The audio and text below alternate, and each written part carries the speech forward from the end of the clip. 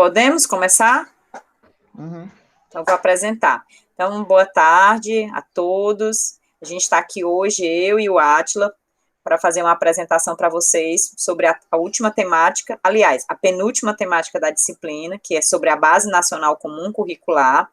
E hoje a apresentação vai ser feita pelo Átila, ele vai fazer uma explanação geral sobre a BNCC e apresentar alguns pontos específicos da BNCC para a educação física. Então, Átila pode iniciar aí a apresentação. Oi, então, boa tarde, bom dia e boa noite, né? Dependendo da hora que vocês forem ver esse vídeo, né? Eu não estou aparecendo porque, enfim, meu computador está com a tela queimada, mas eu vou estar aqui falando para vocês, né, sobre essa temática da BNCC e as relações com a educação física escolar. Então, para vocês darem logo início, então, o que é a BNCC, né? Então, a Base Nacional Comum Curricular, ele é um documento que vai definir as aprendizagens essenciais que devem ser garantidas ao longo do processo de escolarização dos estudantes brasileiros. Então, vocês podem ver aí meu amigo Armandinho, né? Ele vai estar aí durante essa jornada junto com a gente. Então, vamos lá. A base é um documento normatizador. Então, ele vai surgir no contexto da educação para definir todas essas aprendizagens, né, que as pessoas precisam adquirir durante o processo da educação básica, ou seja, na educação infantil até o ensino médio. Mas essa base, ela não surge simplesmente do nada. Existe um aparato legal que faz com que esse documento surja, que são, no caso, a Constituição Federal, a LDB, a Política Curricular Nacional e as diretrizes curriculares. Eles vão dar amparo legal ao documento. Então, ele simplesmente não foi uma obra que queriam que surgisse, ele já vem surgindo desde 1988 com a Constituição Federal. Diferente dos PCNs, né, a gente já começa a ver essa perspectiva aí, a base ela é um documento que vai alterar não só o currículo, mas todo um contexto político-educacional da educação brasileira. Então, se vocês puderem ver, ela vai modificar a questão das políticas nacionais de formação de professores, a política nacional de materiais e tecnologias educacionais, tanto que vocês vão ver por aí surgindo, às vezes, aqueles livros, aqueles materiais didáticos que são fornecidos a editais, né, que a própria base, né, expõe esses editais para que as pessoas possam concorrer a esses materiais didáticos. As políticas nacionais de infraestrutura escolar e a Política Nacional de Avaliação da Educação Básica, né, que aí entram também, não só entram as provas, como o SAEB, o Enem, né, as provas do ENSEJA. E aí, Átila, só para complementar, por isso que é importante a gente ver que a dimensão da base, ela não está presente apenas na dimensão do currículo, mas também nas garantias, né, daquilo que vai ser proposto nesse currículo para funcionar na escola. Então, ele é uma lei mais ampla que vai garantir também o que está exposto na própria LDB. E aí, por isso que são distribuídos aí em várias políticas, né? A Política Nacional de Elaboração de Materiais, que é o que vai chegar na ponta na escola, como o livro didático, por exemplo, mas não só o livro didático, como outros materiais didáticos, como os vídeos, né? Como os brinquedos, né, jogos educativos, na infraestrutura escolar, que também vai ter que ser destinado uma verba para a melhoria da infraestrutura na escola, e os impactos disso também na formação de professores e na avaliação. Pode continuar, Átila. Só para complementar. Então, a partir daí, a gente começa a enxergar, então, uma trajetória legal dentro do documento da BNCC. Que esse aparato começa desde a ideia da Constituição Federal. Então, a Constituição ela vai dizer que tem que ser fixados conteúdos mínimos para o ensino fundamental de maneira a assegurar uma formação básica comum. Então, lá em 88, no processo de redemocratização, ela vai dar esse aparato legal de que deve existir uma base e que dessa base surjam disciplinas, né, que devam ser ministradas durante o processo formativo dos alunos na educação básica. Com a LDB de 96, a partir do artigo 26, ela vai fundamentar que os currículos do ensino fundamental e médio devem ter uma base nacional comum. Então, novamente, volta a surgir essa terminologia de uma base comum, ou seja, um documento normativo que traga um aparato para que esses currículos sejam organizados dentro do sistema escolar. E aí também nós temos as diretrizes curriculares, né, que em 2010 elas vão dar esse aparato também que a Base Nacional Comum da Educação constitui-se de conhecimentos, saberes e valores produzidos culturalmente, né, expressos em políticas públicas. Que aí também vai falar que deve integrar o currículo não, a base, as disciplinas de língua portuguesa, matemática, né, das ciências da natureza, das ciências humanas, também as questões de cultura brasileira e indígena, artes, educação física e ensino religioso. Então, as diretrizes curriculares nacionais vão dar esse aparato. E, por fim, o Plano Nacional de Educação, que está próximo, né, de se encerrar, entre aspas, né, esse segundo Plano Nacional de Educação, que se encerra em 2024, que trouxe 24 metas, dentre elas eu destaquei 3, que dão amparo, né, a uma ideia de legalização de um documento normatizador, né, que dê aparato para que fomentem políticas educacionais e não só políticas curriculares, né, tanto como questões de financiamento, como questões de universalização do que seria o ensino.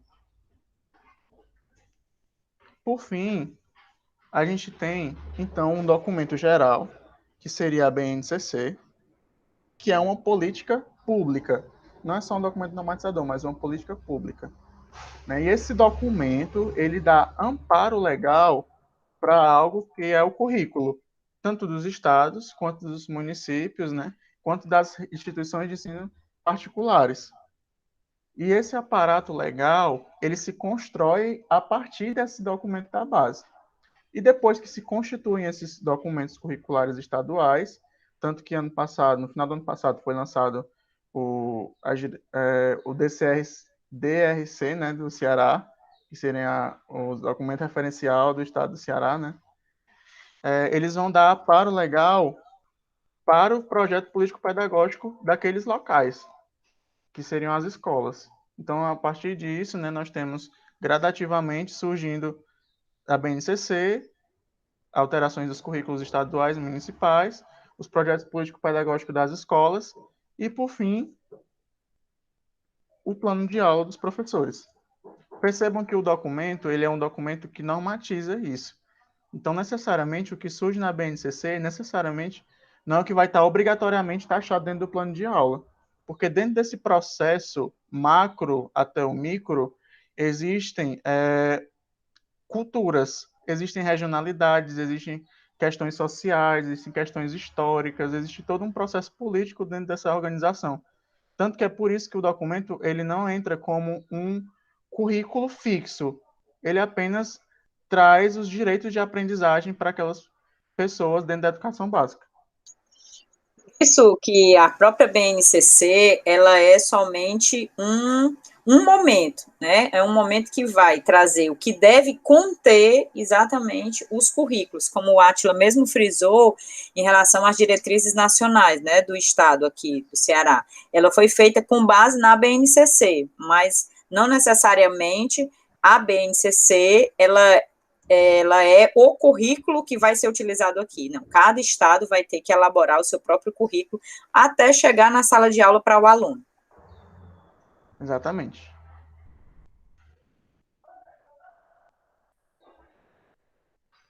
Então, nós temos aí 3 documentos, né, da Base Nacional Comum Curricular, que surge a partir de 2015, né, e o outro em 2016 e o outro em 2018.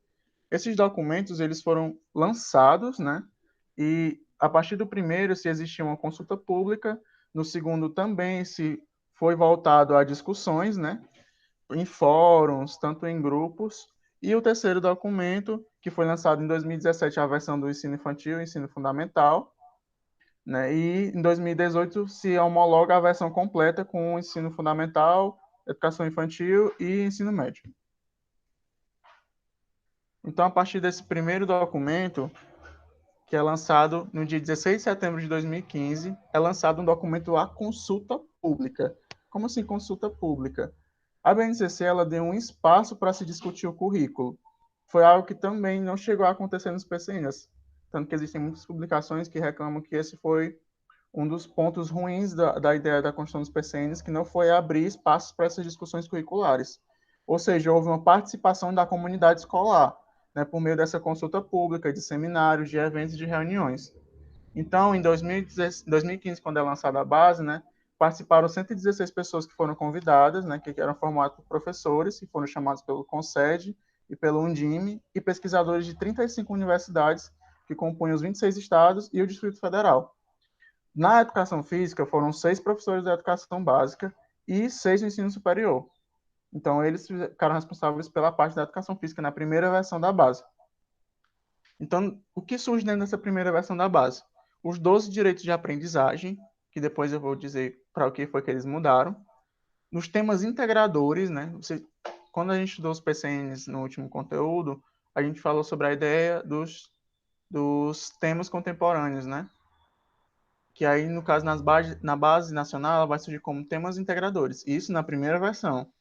São temas transversais no Isso, PCN, isso, são os temas temas transversais. transversais. Isso, temas transversais. Na base vai surgir na primeira versão como temas integradores. Depois eles vão modificar também a nomenclatura. Que aí seria consumo e educação financeira, ética, direitos humanos e cidadania, sustentabilidade, tecnologias digitais, cultura africana e indígena.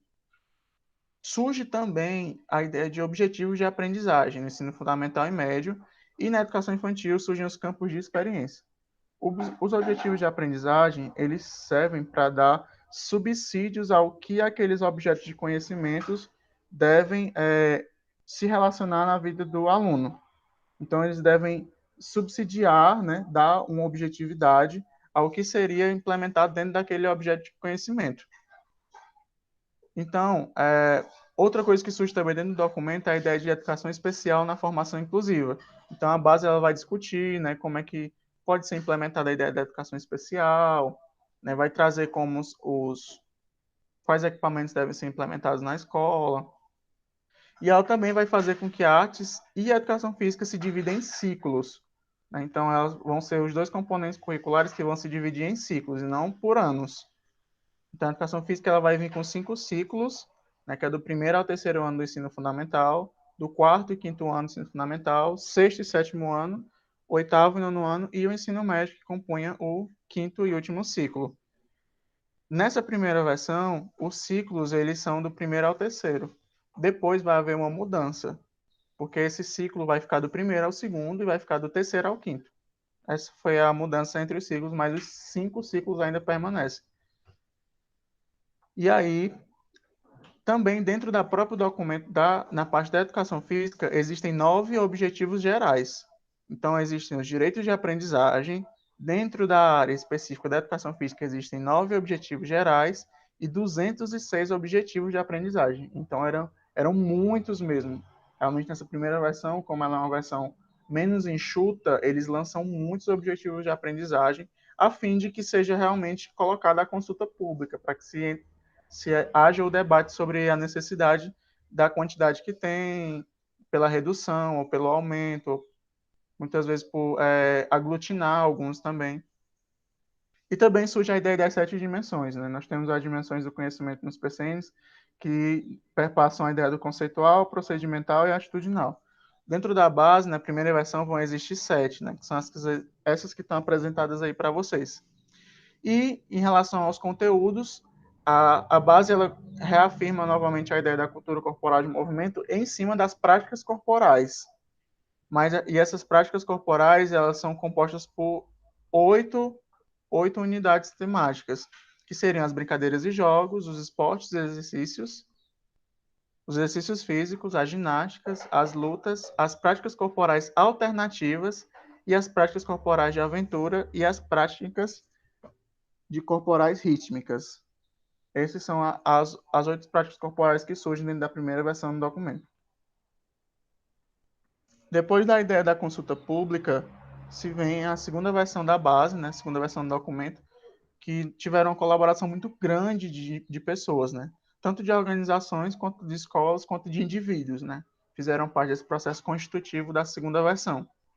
Então, como foi um processo mais democrático, que se teve possibilidade de participar coletivamente da construção curricular, houve uma visibilidade maior aos movimentos sociais, abrindo espaço para as políticas públicas educacionais e da diversidade humana, social, cultural e econômica, que era algo que não aparecia tanto no primeiro documento, porque ele só foi realmente reorganizado dentro daquele grupo de 116 pessoas que eu tinha informado.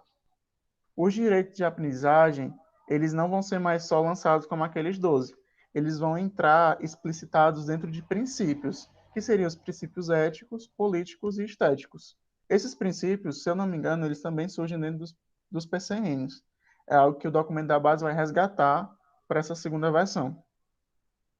Em relação à BNCC, ela também, nessa segunda versão, aparecem as modalidades da educação, ou seja, a educação de jovens e adultos, a educação do campo, a educação indígena, e também eles relacionam as educações étnico-raciais, ambientais e de direitos humanos. É algo que eles entram, colocam também dentro dessas ideias de modalidades. Por que que eles retrazem, né, na verdade, essas terminologias que estão na LDB?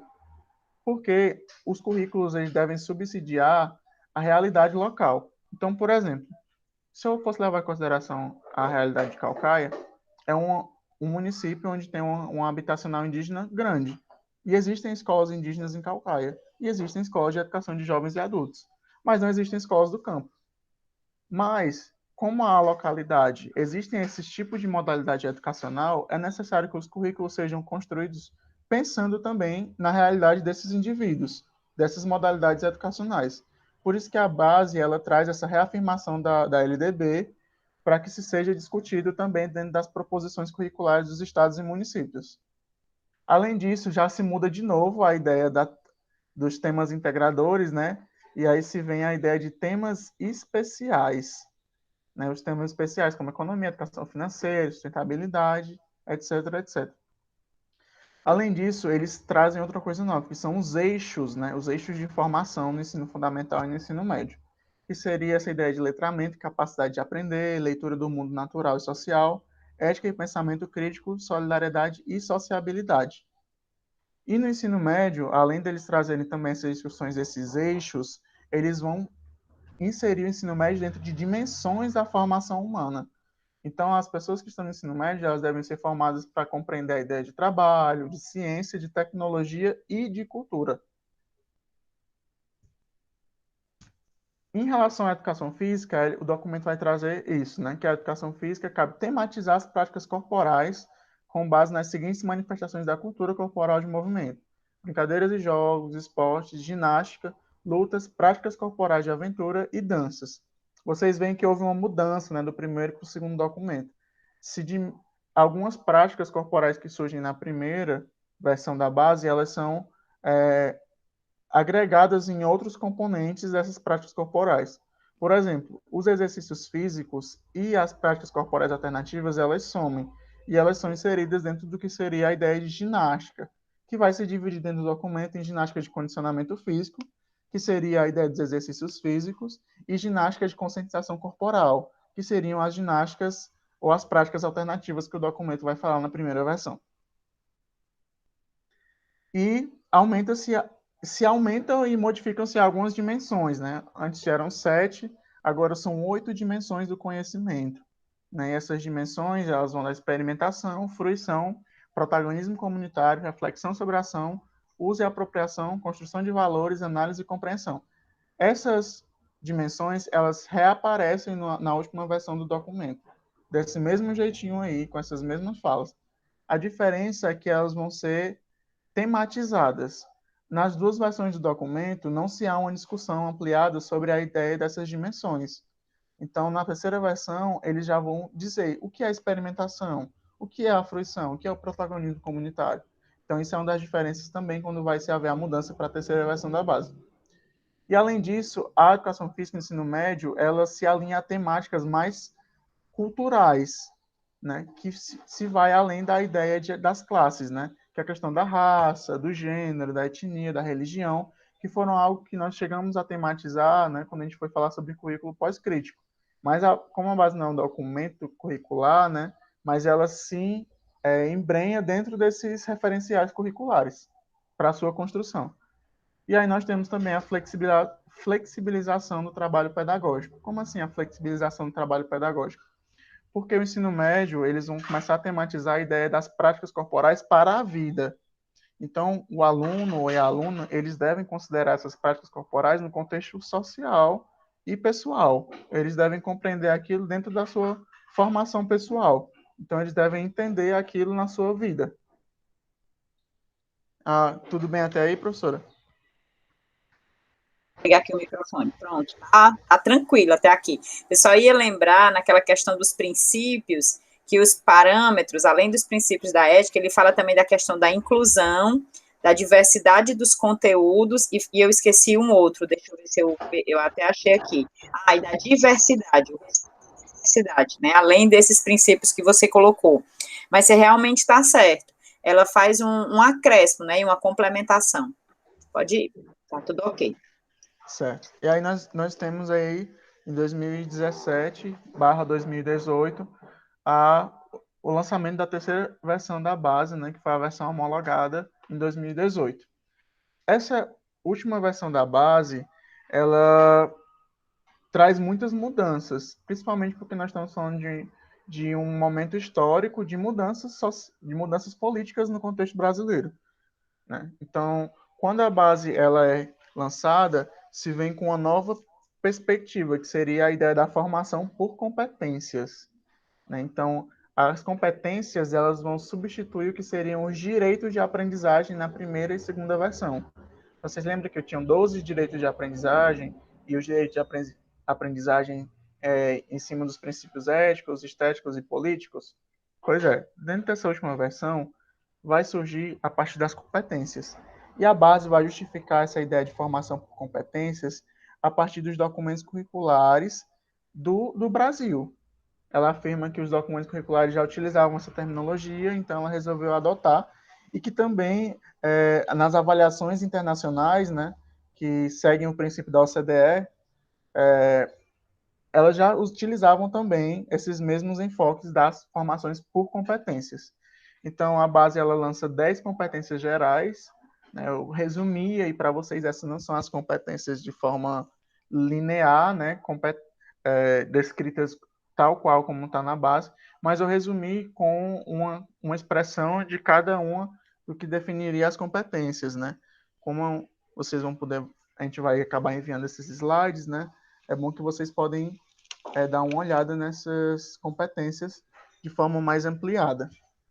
E isso faz com que eles entrem com a argumentação de que a ideia da organização, né, de competências, ela fomenta uma ideia de uma educação integral, né, uma educação não é uma educação integral que significa que o aluno vai passar a manhã e a tarde na escola, mas uma educação integral em que o aluno possa aprender algo, né, além do que seria proposto dentro de algo disciplinarizado, né, dentro das disciplinas, mas que eles levem em consideração integrar os contextos sociais, integrar os contextos culturais, algo que tenha relação para com a vida do estudante, né? Por isso que eles vão argumentar dentro da ideia das competências.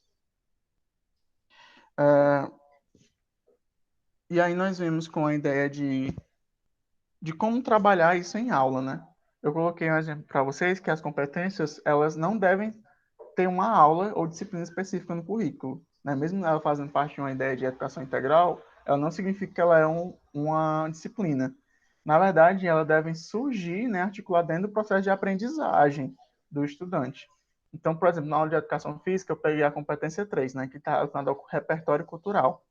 E aí dimensionei uma habilidade, né, a partir dos jogos e brincadeiras, né, que aí é uma habilidade referente a aquela unidade temática, que eu vou estar falando um pouco mais na frente, e explico como deve abordar essa ideia do repertório cultural, né? Que as crianças irem na internet, depois incentivar a recriar nas práticas descobertas, né, adaptando ao ambiente da escola. Que isso vai ter relação com a própria ideia da competência, né? Então, assim, essa ideia das habilidades é outra coisa que transitou de mudança na terceira versão da base. Nós tínhamos os objetivos de aprendizagem e aí surgem na terceira versão as habilidades. Essas habilidades, elas reduziram bastante a quantidade de objetivos de aprendizagem. Então, antes existiam 206, agora, por exemplo, existem uns 50. Então, foi uma redução grande. Tanto que foi motivo de muitas críticas à ideia da utilização das habilidades, porque ela aglutinou muitas terminologias dentro de uma perspectiva só. Então, ficou muitas vezes não compreensível o que aquela habilidade estava propondo para aquele objeto de conhecimento, porque ela permitia que levasse para muitas interpretações. Mas, né, se nós formos reforçar essa ideia, né, nós vamos ter, por exemplo, os autores que devem existir essa complexidade mesmo, né? É para existir essa complexidade dentro do processo educacional para que se possa ter mais subsídios do que atingir durante a educação. Mas então vamos lá, né? Dando continuidade, então a base ela vai realmente reforçar a ideia das divisões da educação básica, né, por etapas, que seria a educação infantil, o ensino fundamental e o ensino médio.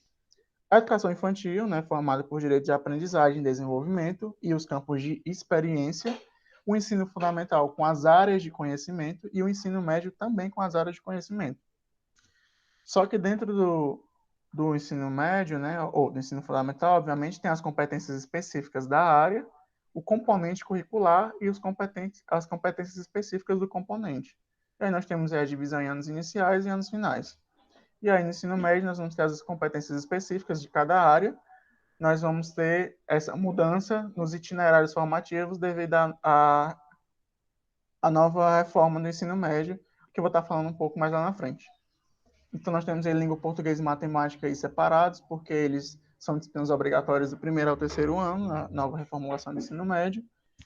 E nós temos as habilidades, né, pertinentes a cada fase dos itinerários. Então, vamos lá. A educação infantil ela é dividida em creche e pré-escola, né, que aí vai de bebês até crianças pequenas de 4 anos a 5 anos e 11 meses. Dentro dessa divisão, nós temos então, a educação física na educação infantil, os direitos de aprendizagem e desenvolvimento, né, que seria conviver, brincar, participar, explorar, expressar e conhecer-se. São 6 direitos de aprendizagem que surgem dentro da proposta do documento da base. E, além disso, também se ramificam em campos de experiência. Como a educação infantil ela não é uma disciplina, ela não é uma etapa disciplinarizada, ou seja, compartimentalizada, em que existe português, matemática, educação física, ela traz a ideia dos campos de experiência para que se haja uma maior transdisciplinaridade dentro da ideia da educação infantil. Então, ela traz o eu, o outro e o nós, os corpos, gestos e movimentos, traços, sons, cores e formas, a escuta, a fala, o pensamento e imaginação, espaço, tempos, quantidades, relações e transformações. Como a educação física ela também é um componente que atua dentro da área da educação infantil, necessariamente ela não está vinculada apenas à ideia de corpo, gestos e movimentos. Ela se relaciona dentro de todo o âmbito da educação infantil, desde todos esses 5 campos de experiência até os direitos de aprendizagem das crianças. Alguma coisa, professora, até agora? Não, e é só para dizer que ela não aparece com a terminologia educação física, né? Ela vai trabalhar com algumas temáticas da educação física, mas ela não vai ser considerada, e aí a gente não sabe até que ponto, né, isso vai ser algo bom para a educação física, uma vez que a gente já não tem essa garantia do professor de educação física na educação infantil, né? E ainda não tendo a utilização do próprio termo, a gente sabe que a própria escola muitas vezes não favorece que seja efetivamente ministrada por um professor da área, né? Isso, exatamente.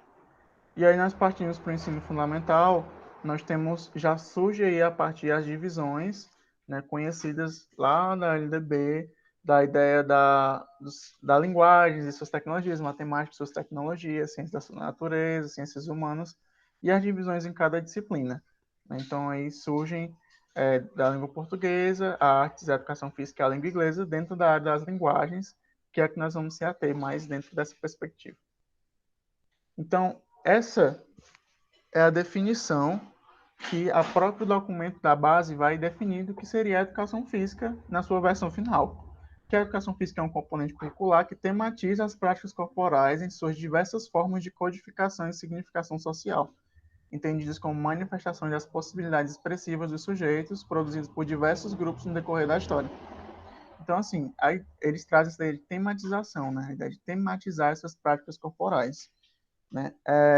Surge, por exemplo, autores como João Batista Freire, o Gonzalez, o Eleanor Kunz, a Darido também, eles argumentam muito sobre a necessidade de existir essa complexidade. E é isso que o documento da base ele vai trazer. Porque eles trazem um objeto de conhecimento, uma organização desses conteúdos em blocos, né, no caso em ciclos, porque eles trazem essa ideia de complexidade. Entendo. Para que a gente consiga, por exemplo, ir para as funções logarítmicas, a gente precisa passar primeiro pelas funções de primeiro grau.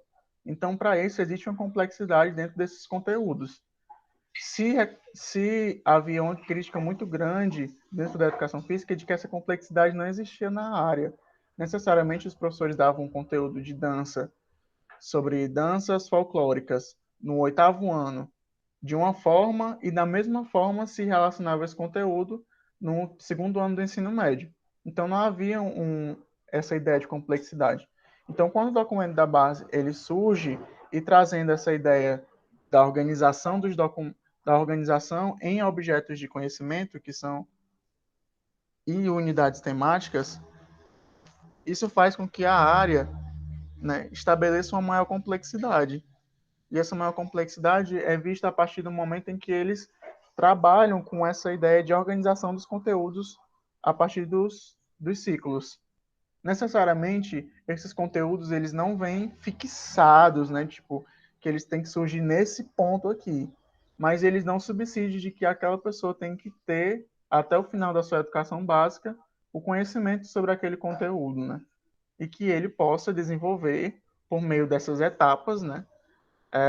O conhecimento integral desse conteúdo. Então, nós temos aí as unidades temáticas que eu já tinha falado na segunda versão do documento, que são as brincadeiras e jogos, os esportes, a ginástica, as danças, as lutas e as práticas corporais de aventura. Ambas surgem com divisões que não seriam diferentes, né? Mas elas surgem com uma lógica interna própria. Por exemplo, os esportes ele tem uma lógica interna. A ginástica é subdividida a partir de uma impulsionalidade, de uma intencionalidade mais pedagógica. As E danças, elas também surgem de um dos contexto mais tipos de regional, né? ginástica, né, Átila? E também dos tipos de ginástica. A ginástica de condicionamento, a ginástica, ela tem a ginástica como esporte e a ginástica sendo dividida aí também nas suas diferentes terminologias da ginástica, né? Que é a Isso, ginástica de condicionamento, a ginástica rítmica e a ginástica artística. isso. E as danças, por exemplo, elas surgem a partir de um contexto geográfico. Então, as partes das danças regionais até as danças do mundo. Assim como as práticas corporais, ela tem uma divisão já voltada à questão da natureza. Seriam as práticas corporais de aventura, tanto nos espaços físicos, né, quanto na natureza, que É, essa seria a subdivisão. isso, as danças e os jogos, elas seguem essa questão geográfica, de começar com os jogos da localidade, os jogos do Brasil, né, do mundo, né, e da regional, do Brasil e do mundo. Né? Os esportes, a partir de uma classificação, respeitando a lógica interna e a lógica externa dos jogos, e as práticas corporais. E as lutas também. As lutas, Átila, também seguem do A ideia mundo. geográfica. Isso, a ideia geográfica. São as lutas, as danças e os jogos. As ginásticas são pelas terminologias da ginástica, os tipos de ginástica e as práticas corporais de aventura seguem também a lógica da Da divisão por natureza. natureza, isso. Isso. Ok. Ambiental, no caso, né? Isso. Então, nós temos, a partir daí, eu trouxe um exemplo, né? Eu acho que dá para dar zoom, quando vocês forem ver no YouTube, de uma proposta de plano de aula. Esse plano de aula não é um plano fixo. Na verdade, é só para vocês terem uma ideia de como essas surgem, né? Esse desmembramento da base dentro do contexto pedagógico do professor. Então, o que acontece, né? É necessário você ter uma unidade temática, que seria a dança, no contexto geral, e dentro da dança existem os objetos de conhecimento dela, que seriam deles a dança de salão, por exemplo. Nós temos as habilidades, né, que aí vai dar experimentar, fruir, recriar as danças de salão, valorizando a diversidade cultural e respeitando a tradição dessas culturas. Essa seria a habilidade específica para esse objetivo de conhecimento, né? Então, dentro desses objetos, também vão surgir as competências. Lembram que, que tem a competência geral, tem as competências específicas e tem as competências da área. Então, elas devem coabitar dentro do plano de aula. Elas não devem ser o plano de aula, mas elas devem estar presentes dentro dessa contextualização. E também deve ter as propostas de avaliação e o contexto metodológico e desenvolvimento do plano de aula. Então, esse é um exemplo que vocês poderiam, por exemplo, se ater a construir um documento. Só um minuto aqui. Ei, vó, atende esse celular, mulher. Oi. Coisas que acontecem na aula online. Na aula online, faz parte, faz parte. Certo, então vamos lá, né? Então, como eu tinha falado para vocês, existia uma transição do governo, né? No ano de 2016, final de 2016, acontece o processo de impeachment da presidente Dilma Rousseff, né, fazendo com que entre o Michel Temer no governo, né? Então, quando em 2013 a Dilma já tinha na sua agenda governamental uma reforma do ensino médio. Então, essa reforma não surge só no governo Temer, né? Ela também tenta surgir no governo Dilma em 2013. E essa reforma do ensino médio foi muito criticada porque tinha um viés muito tecnicistas. Porém, ela não foi congregada, né? Tanto que a presidenta foi empichada, né? O governo, né, quando o Temer entra, ele entra com uma nova agenda. E essa nova agenda, né, repercutiu muito, porque ele começa a lançar muitas MPs, que seriam medidas provisórias. E uma delas é a medida provisória do ensino médio, que é a MP 746 de 2016. Essa medida provisória, ela foi aprovada em 2017. Então, ela já não é mais uma medida, ela é uma lei.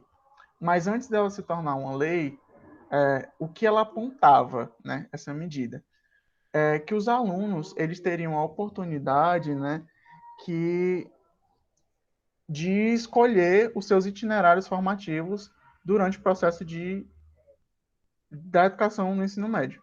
Então, eles poderiam escolher os seus trajetos formativos nessa etapa da educação. E, além disso, a educação física, a artes, a sociologia e a filosofia, elas deixaram de ser obrigatórias dentro do ensino médio. Então, eles simplesmente retiraram essas disciplinas, não eram mais obrigatórias.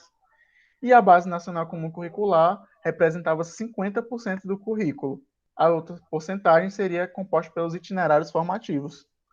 A carga horária ia aumentar, né, conforme iam se passando os anos, a carga horária ia aumentar de 800 horas para 1.400 horas, né, e que iriam se contratar professores com a ideia de notório saber, né? Então, o que acontece? Quando essa lei, ou quando a MP é aprovada e se torna uma lei, que é a Lei 13.415, ela altera algumas coisas, né? Ela altera a LDB, obviamente, altera o Fundeb, que seria o Fundo da Educação, né? Retira a obrigatoriedade da língua espanhola e fomenta a implementação do ensino médio integral. Nesse sentido, o integral ele já não é aquela educação integral que eu falei antes. É o integral de realmente passar manhã e tarde, né? Mas óbvio que é com a ideia de integral gradativamente, né? Eles têm 5 anos aí, né? Que aumentando gradativamente a carga horária do ensino médio até chegar em 1.400 horas, que seriam 7 horas diárias. E aí, além disso, né, ele traz essa ideia de flexibilização do currículo com os itinerários formativos, que seriam de linguagens, da matemática, das ciências humanas, ciências da natureza, e surge também a formação técnica e profissional dentro desses itinerários formativos. Né? Eles entram com essa ideia porque eles justificam que 13 disciplinas não são atrativas. Né? Então, se não é atrativo, então vamos fazer com que os alunos queiram escolher o seu trajeto formativo. E, de novo, traz essa ideia da profissionalização do ensino, né? E reconhecimento de profissionais com notório saber e a formação de licenciados não atuantes. Então, por exemplo, se você é da educação física formado no bacharelato e está atuando na educação básica, no ensino médio, a partir da mudança com a lei, você tem o direito de fazer com que fosse um curso de licenciatura. Ou seja, ele vai permitir que você seja licenciado a partir de como se fosse uma formação continuada, uma formação implementar. Então, você vai adicionar isso à sua formação. Me corrija se eu estiver errado, professora. Complementar, né? É complementar. Que, inclusive, isso trouxe reflexo até para a mudança da própria diretriz curricular, que até agora não foi aprovada. Porque, na verdade, isso que você está falando, ela acabou sendo incorporada na própria diretriz. Mas, até o momento, embora ela tenha sido aprovada, não foi colocada em prática, porque está tendo uma discussão muito grande ainda em torno da própria diretriz. É basicamente isso aí que você falou. Certo. Então, acho que eu vou deixar essas discussões um pouco para depois, sobre essas perguntas, né? Mas aí vamos lá. Isso seria mais ou menos que aí seria a ideia do ensino médio. É, porque, na Então, verdade, Átila, essa reforma do ensino médio, ela ainda também está em discussão, né? Não houve uma finalização. ela tem que ter os seus. Era para ter início a partir desse ano, se eu não me engano. Eram É, dois mas anos, né? eu sei, mas aí como houveram muitas contestações, também está em processo ainda. Não houve nem sequer falar, como é que a gente diz, indícios de implementação, né? Sim, sim. Mas no caso, como já foi aprovada a lei, né? Então ela já altera também esses documentos. No caso, a LDB em 2018 ela já vem com essa perspectiva dos itinerários formativos. Então, o que acontece? Quando essa medida provisória é lançada, obviamente que retira a educação física da obrigatoriedade no ensino médio, os conselhos, né, que representam a nossa área, eles se posicionam, né? E obviamente que eles têm que se posicionar, né? Então, eles apontam essas mesmas ideias, né? O CBCE, que foi um dos conselhos que se posicionou, ele fala que a medida negará aos estudantes a oportunidade de se apropriarem daqueles saberes que proporcionarão a leitura, a compreensão, a produção das práticas corporais. Já o CONFEF, né, que é o órgão vinculado à ideia do CREF, ele vai ser um contrassenso no momento que inúmeras pesquisas apontam o crescimento da obesidade e do sedentarismo infanto-juvenil, e sabendo que a atividade física é a medida mais eficaz para evitar esse mal. O governo federal propõe a retirada da educação física do ensino médio, sobretudo por se tratar de um país que acabou de atravessar a década de mega evento esportivo, sediando recentemente os Jogos Olímpicos e Paralímpicos. A gente vê muitas disparidades dentro da ideia dos conselhos, né? Tanto que parece muitas vezes não conversarem as ideias de cada um.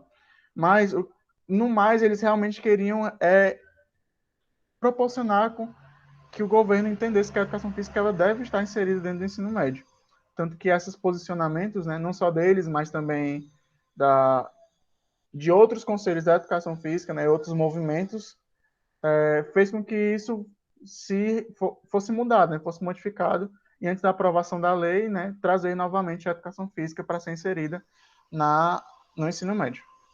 Mas aí, quando você coloca as várias instâncias que discutiram, como o CBCE e o CONFEF, mas a gente vê que são sob perspectivas completamente distintas. Sim, Enquanto sim. uma defende a dimensão da saúde como um aspecto essencial, a outra vai defender a dimensão pedagógica da educação física para contribuir para a formação do aluno, e não somente a dimensão da saúde.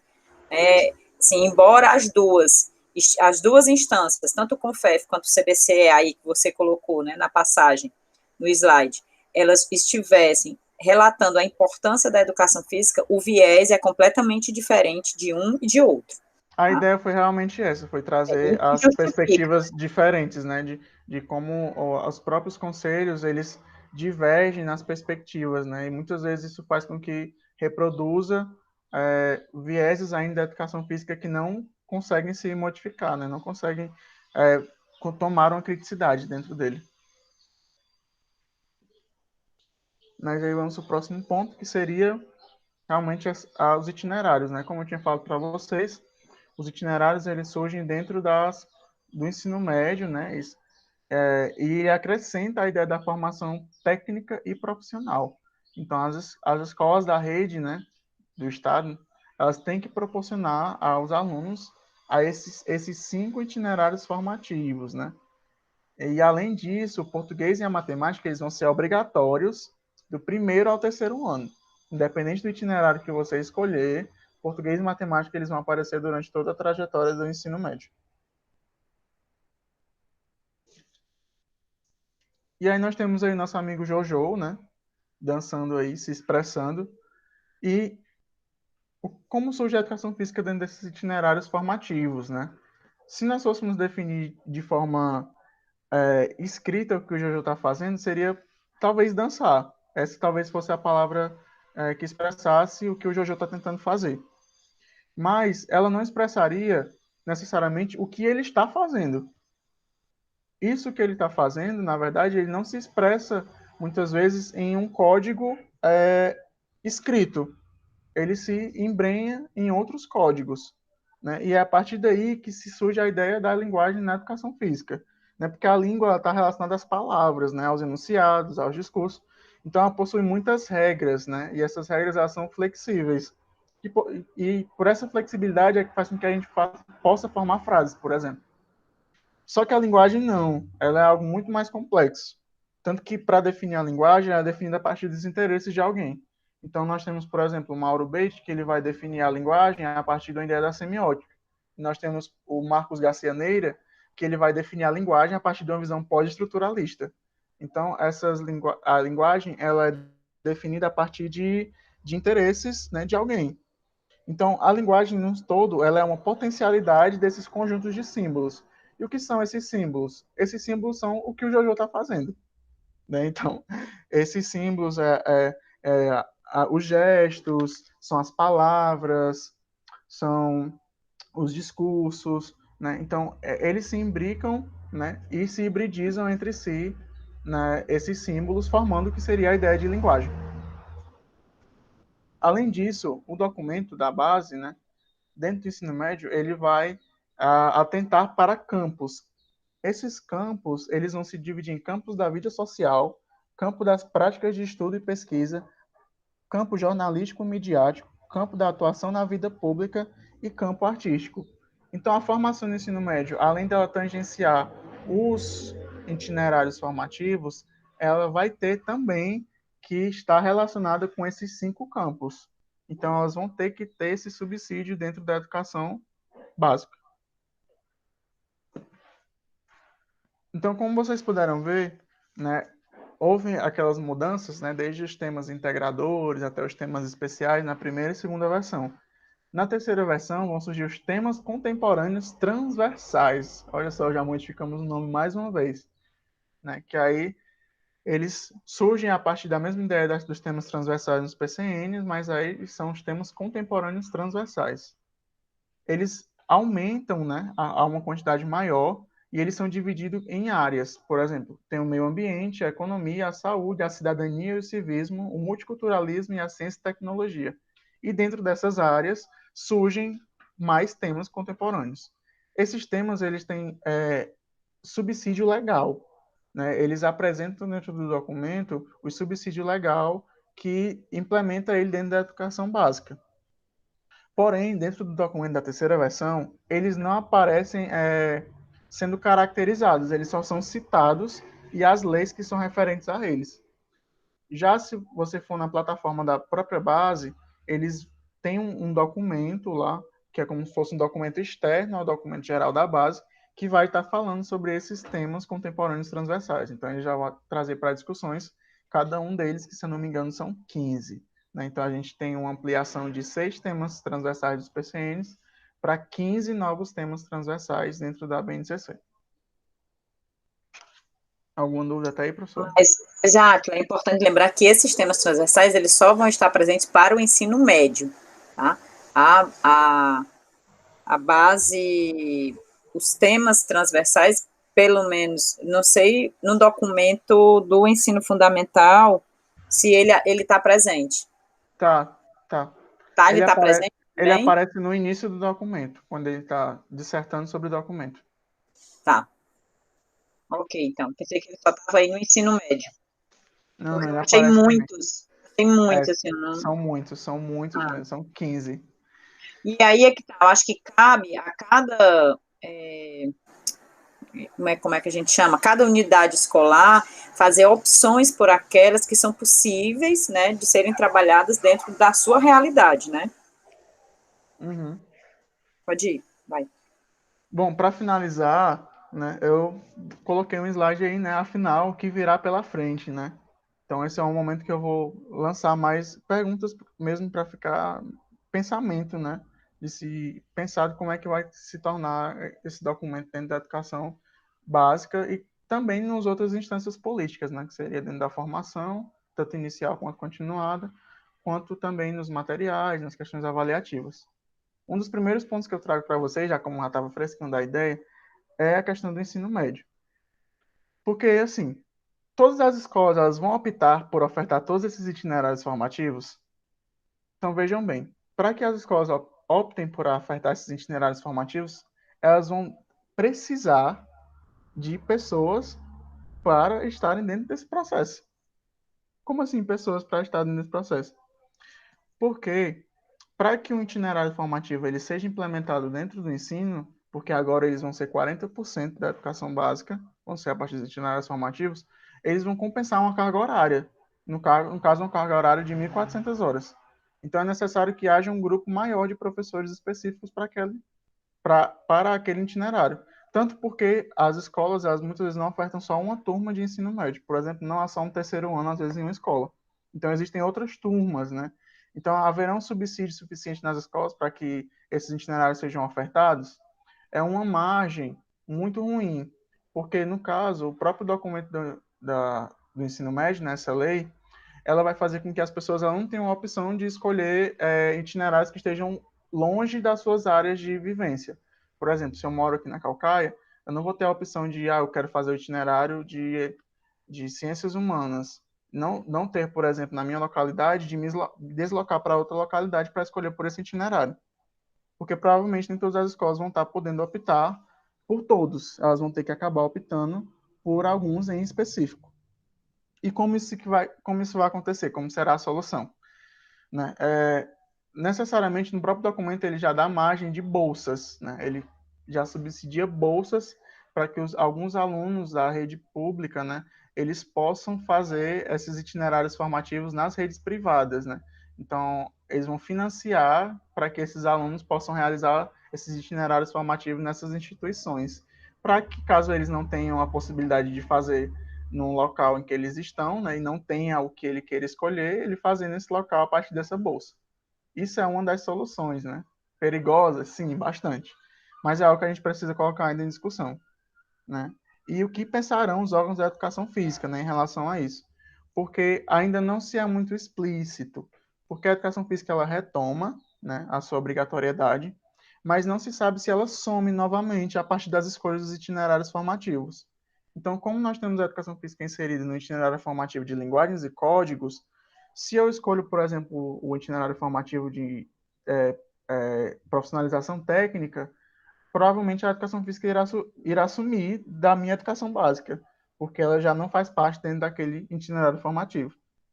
Então é algo que tem que se pensar ainda de como essa disciplina vai surgir dentro do ensino médio novamente, né? Outra coisa que a gente tem que pensar também é o documento do ensino médio.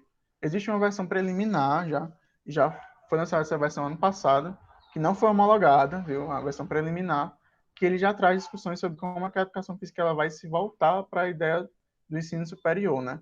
Porém, né, eu comparando ela com os documentos e com as novas diretrizes, né, que elas têm muitos embates entre si, no sentido de que o documento da preliminar da base, ele propõe que os estágios, por exemplo, da formação dos professores se iniciem a partir do primeiro semestre. E já as diretrizes curriculares, elas propõem que os alunos só tenham a ideia de escolha da sua formação entre bacharelado e licenciatura a partir do quinto semestre, né, do final do quarto para o quinto. Então, como é que o aluno vai poder fazer esses estágios na educação básica se ele nem sabe qual a opção que ele vai querer? Então, como não são documentos ainda que foram homologados, né, ainda vão ter que acabar conversando esses dois documentos de alguma forma. E outra coisa também é que onde estão as referências da base, né? Tipo, onde estão as referências, né? É um documento liso que muitas vezes você sabe que você não sabe de onde surgem aquelas expressões. Por exemplo, a educação por competências, eles afirmam uma coisa, mas de onde surge essa educação por competências? É realmente da ideia da OCDE? É realmente dos currículos estaduais? De onde surge essa educação por competências? De onde surge a ideia da divisão dos conteúdos da educação física naquele molde, né? Então, faltam essas referências, né? Tipo assim, nós sabemos, por exemplo, a divisão interna dos esportes na base, elas são a partir dos estudos do Gonzalez. Mas por que a gente sabe que essa divisão existe, né? Porque a gente estuda a divisão dele. Mas se a gente não estudasse, de onde a gente saberia que aquela lógica interna surge a partir dos estudos dele? Então, é uma coisa que não aparece dentro do documento da BNCC. Outra coisa que eu queria também, né, colocar para vocês a discussão, que seria a base como uma abordagem.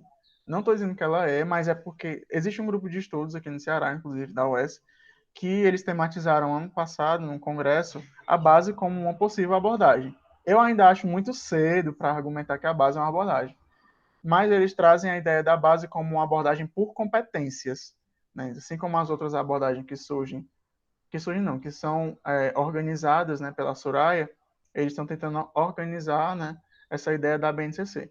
Eu ainda acho muito cedo porque o documento da base ele ainda está em processo de implementação. Então ele ainda tem até 2021 para ser reafirmado dentro da escola, né? Ainda se precisam ouvir muitas vozes para que esse documento seja entendido como uma abordagem. E outra coisa é que, tipo, o documento da base, ele fomenta mudanças políticas, né? Como eu tinha informado para vocês, né? Como serão investidos esses lucros na educação, né? O documento da base, ele é muito bonito, realmente ele é um documento muito bonito, mas ele é necessário também investimentos monetários neles, né? É necessário investimentos monetários em questões estruturais, né? E como é que nós vamos fazer essas alterações estruturais, né? Se nós temos aí uma PEC de gastos públicos, né? Então, esses tetos de gastos, eles fazem com que a gente fique muito acuado em relação à implementação do próprio documento, né? Então, como é que o governo quer que a gente implemente uma coisa se ele também não quer me dar subsídios para implementar esse documento? Né? Então, é algo que também tem que ser superado pela BNCC. Há outras coisas, né, que nós temos que ver ainda, como a questão dos materiais didáticos. Talvez isso seja uma oportunidade muito boa para a educação física finalmente, né, ter um livro didático, né, para a área, né, para que possa dar margem, né, para que os professores eles possam encontrar caminhos dentro da própria educação básica com referenciais, né, porque muitas vezes é uma das áreas que tem menos visibilidade dentro dos materiais didáticos, que não são só, por exemplo, as bolas ou os cones dentro da educação básica. E você tem mais alguma coisa, professora? Porque aí eu deixo aí lançado aí as dúvidas para a galera colocar, talvez aí no chat, não sei, mandar pelo Siga. Não, não, eles podem mandar as perguntas pelo próprio WhatsApp, do grupo do WhatsApp, ou pelo próprio e-mail do SIGA, né? Porque como eles não vão ter acesso, não estão tendo acesso à aula agora, online, né? A aula em tempo real, eles vão assistir e aí podem enviar as perguntas por e-mail ou pelo próprio grupo do WhatsApp, certo? Então, Certo. é isto. Né? Eu acho que a gente vai depois fazer só uma complementação apresentando aspectos mais específicos da base para a educação física, naquilo que se refere às unidades temáticas, às dimensões do conhecimento e aos objetivos, que aí é importante que a gente procure destacar, mas isso também é algo que vocês podem ler, né? Podem ler no próprio documento que já está postado no site, ok? E acho que você pode encerrar, Átila, se quiser colocar alguma coisa para o final, E é isso, indicar galera. alguma leitura. Me segue no meu canal. Doido. Não, assim, galera, Você assim, tem canal agora, é? meu canal no YouTube. Ah, tá. O que eu indico, né? O que eu estava falando para vocês sobre a ideia da base, né? Eu indico algumas leituras do professor Rafael, né? Ele é uma das pessoas que está escrevendo bastante ainda sobre o documento da base. Uhum. Indico também as leituras. Isso eu estou falando de pessoas regionais, né? Estou falando de autores regionais mesmo, para vocês mesmo darem apoio a essas pessoas que estão escrevendo e reescrevendo a história da educação física aqui, né, no Ceará. A professora Cassiane também é uma das pessoas que está estudando bastante a BNCC dentro da educação física, tanto na educação infantil, principalmente na educação infantil, né? O doutorado dela está sendo agora sobre a implementação, né, no ensino superior da BNCC. Tem um livro também que foi lançado no congresso, que eu estava informando para vocês, que ele vai trazer sobre essa discussão da abordagem que eu estava falando da educação física na BNCC. Nós temos o Marcos Garcia Neira, né, que já é algo mais nacional, né? Ele Uhum. vai falar sobre, ele vai ter muitos artigos sobre a BNCC. Ele tem um grupo de estudos, se você não me engano, vocês podem botar lá Marcos Garcia Neira, grupo de estudos, que vai aparecer no Google, que lá tem tipo uma base, né? Um banco de dados com os artigos relacionados à própria BNCC, que vai trazer a discussão sobre a implementação do documento, né? Vai falar sobre como os professores eles estão implementando nas escolas a partir da perspectiva cultural, né? Que é como ele vai dar subsídio ao multiculturalismo, né? Então, eu diria essas leituras mesmo. E ler a própria base, né? O inicial é ler a própria base para Eu depois acho que, partir, né? pronto, eu já ia dizer isso, que eu acho que o que deve se iniciar é pela leitura do próprio documento, que não é um documento muito longo, pelo menos a parte da educação física, e também vocês vão ter a oportunidade de estudar esse tema, né, em estrutura, política e gestão.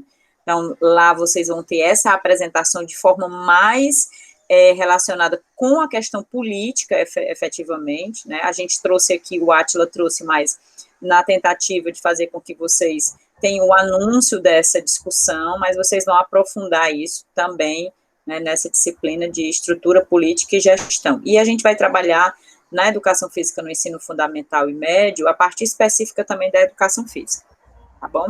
Então é Tem, isso, a gente... professora, pode falar. tem Ah, uma edição especial da Motrivivência em isso, era eu 2016, falar também, que isso. aí ela tem uma edição só sobre a Base Nacional Comum Curricular, inclusive com artigos do Neira, da É Soraya, 2016 ou é 2017, é Átila? Agora eu estou em dúvida. 2016. É 16, né? Pronto. 2016, na Então, parte da pronto. segunda versão, se eu não me engano.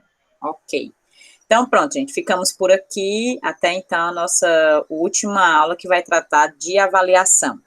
Tchau, tchau. Beijos, Obrigada. Tchau, tchau. beijo da tia.